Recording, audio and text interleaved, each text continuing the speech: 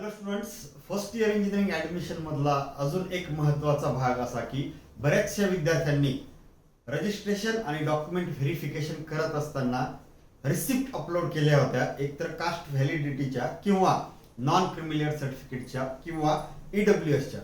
तर आता cap round 1 झाल्याच्या नंतर तुमच्या लॉग इन मध्ये एक टॅब आलेली आहे की जेणेकरून तुम्हाला त्या टॅबचा यूज करून रिसिप्टच्या ऐवजी जर ओरिजिनल डॉक्युमेंट तुमच्याकडे आलेले आहेत कॅप राऊंड 2 सुरू असताना किंवा झाल्यावर, तर तुम्हाला ते अपलोड करता येणार आहे. कोणती रिसिप्ट आधी अपलोड केली होती आणि त्याच्या अगेन्स्ट कोणतं ओरिजिनल डॉक्युमेंट, त्याची मुदत कधीपर्यंत आहे. कारण व्हॅलिडिटीला जरी जी आर आलेला असला 6 महिन्यांपर्यंत, पण नॉन क्रिमिलियर साठी तसा 6 महिन्याचा नाहीये जी आर. तो तुमच्याकडं आत्ता कॅप राऊंड 4 होईपर्यंत पाहिजेच आणि ते तुम्हाला अपलोडच करायचे. तर कशी प्रोसेस आहे ते आपण बघणार आहोत. परत एकदा सांगतो, तुम्ही नॉन क्रिमिलियर ईडब्ल्यूएस किंवा कास्ट व्हॅलिडिटी सर्टिफिकेट याची आधी रिसिप्ट अपलोड केली होती व्हेरिफिकेशन करत असताना, आणि आत्ता सध्या कॅप राऊंड 2 जर सुरू असेल किंवा 3 किंवा 4 त्या दरम्यान तुम्हाला स्टुडंट लॉग इन मधून तुम्ही जिथं सीईटी सेलला लॉग इन करता आयडी पासवर्ड एंटर करून, तर तिथं तुम्हाला तुमच्या लॉग इन मधून त्या ओरिजिनल डॉक्युमेंट्स अपलोड करायच्या आहेत. त्याची प्रोसेस जी आहे ती आपण या व्हिडिओच्या माध्यमातून बघणार आहोत. आणि परत रिपीट करतो एकदा की कास्ट व्हॅलिडिटीसाठी 6 महिने मुदत जरी दिली गेलेली आहे, नॉन क्रिमिलियर साठी नाही, ते तुम्हाला लवकरच अपलोड करायचं आहे. कॅप राऊंड 4 होण्याच्या आतमध्ये तुम्हाला ते अपलोड करणं आवश्यक आहे, किंवा जेवढ्या लवकर तुम्हाला करता येईल तेवढ्या लवकर तुम्ही करावं. आज जर तुमच्याकडे कास्ट व्हॅलिडिटी आलेली आहे तर ती अपलोड करा. नॉन क्रिमिलियर किंवा ईडब्ल्यूएस ओरिजिनल डॉक्युमेंट आलेलं आहे तर ते तुम्ही अपलोड करू शकता. चला तर बघूयात कशी मेथड आहे. सीईटी सेलची वेबसाईट आपल्या सगळ्यांना फॅमिलियर आहेच. तर इथं न्यू रजिस्ट्रेशन किंवा ऑलरेडी रजिस्ट्रेशन त्यावर क्लिक करून तुम्ही तुमचा ईमेल आयडी आणि पासवर्ड एंटर करता, साइन इन करता. साइन इन झाल्यावर सेंट्रलाइज ऍडमिशन प्रोसेस इथं तुम्ही क्लिक करता. ते क्लिक झाल्याच्या नंतर टेक्निकल एज्युकेशनच्या अंडर बॅचलर ऑफ इंजिनिअरिंग हा जो पोर्शन आहे इथे तुम्ही क्लिक करता. तुमचं लॉग इन ओपन होतं. हे पेज पूर्णपणे तुमचं असेल, तुमचा आयडी, तुमचं नाव जे काही असेल. लेफ्ट साईडला पहा, ह्या साईडला ठीक आहे, लेफ्ट साईडला बरेचसे टॅब दिलेले आहेत. होम, फिल, एडिट, ऍप्लिकेशन जे काही असतील त्या टॅब मध्ये थोडंसं खाली स्क्रोल करा.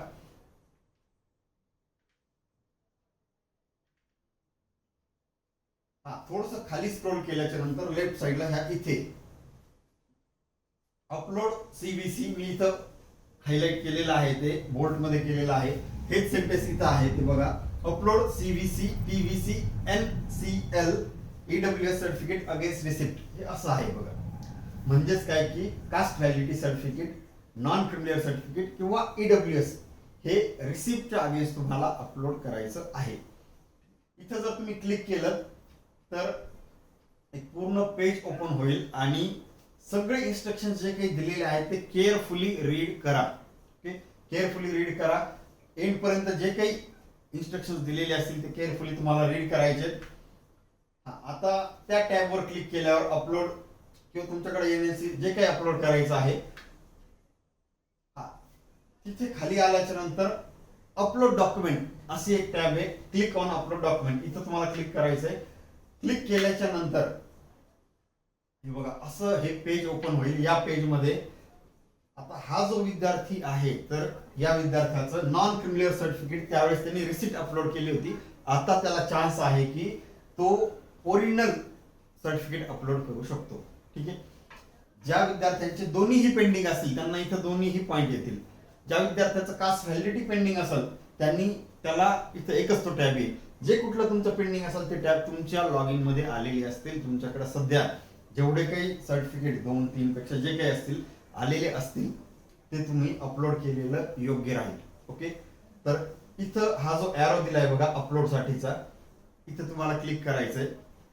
इथं क्लिक केल्याच्या नंतर त्याच पेजवर खाली एक विंडो ओपन होईल की जिथं तुम्हाला जे कुठलं सर्टिफिकेट असेल तर ते अपलोड करायचंय.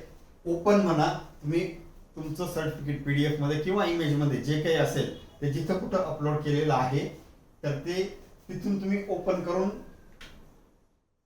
इथे घेऊ शकता आणि नंतर अपलोड करायचं. त्यासाठी एक कंडिशन त्यांनी दिली की इमेज पीडीएफ जे काही असेल 500 केबीच्या आतमध्ये असायला पाहिजे.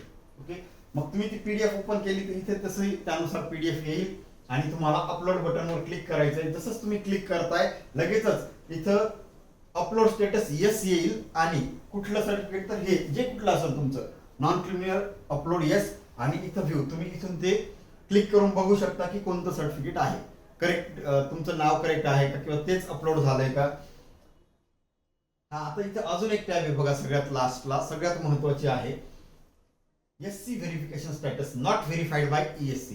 म्हणजे तुम्ही अपलोड तर केलंय पण ते व्हेरीफाय कोणीतरी करायला पाहिजे ना.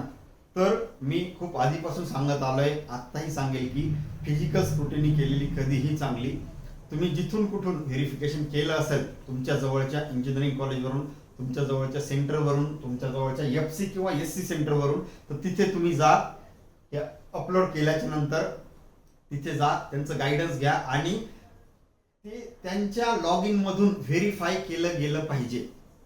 तुम्ही अपलोड केलं इथपर्यंत ठीक आहे पण इथपर्यंत प्रोसेस पूर्ण होत नाही. ओके, अपलोड केल्यावर सबमिट बटनवर क्लिक करायचंय आणि इथे एक मेसेज येईल बघा. हाच मेसेज मी इथे सांगितलेला आहे, युअर सीबीसी जे कुठलं सर्टिफिकेट असेल तर ते certificate has been uploaded and ESC will be verified soon. त्यांनी जरी ई व्हेरिफिकेशन किंवा असं काही वर्ड दिलेलं असेल पण जर आधी तुम्ही फिजिकल स्क्रुटिनी केलेली आहे तर तुम्ही त्याच कॉलेजवर जाऊन परत एकदा स्क्रुटिनी करायची आहे आणि स्क्रुटिनी झाल्याच्या नंतर तुम्हाला एक रिसिप्ट दिली जाईल. हे बघा असं तो मेसेज असेल, तो मेसेज थोडासा मी तुम्हाला सगळ्यांना दिसण्यासाठी हायलाइट केलं. युअर सीबीसी एनएलसी जे काही असेल ते certificate has been uploaded successfully and ESC will verify soon. Upload केले फक्त व्हेरीफाय झालेलं नाही तर ते करतील लवकरात लवकर. You will be able to do your self verification and seat acceptance after scrutiny by ESC officer.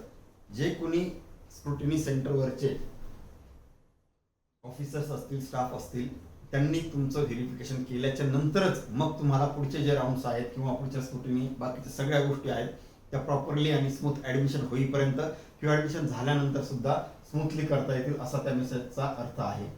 ठीक आहे, तर फिजिकल स्क्रुटिनी करा, तिथे जा आणि त्या स्टाफला सांगा.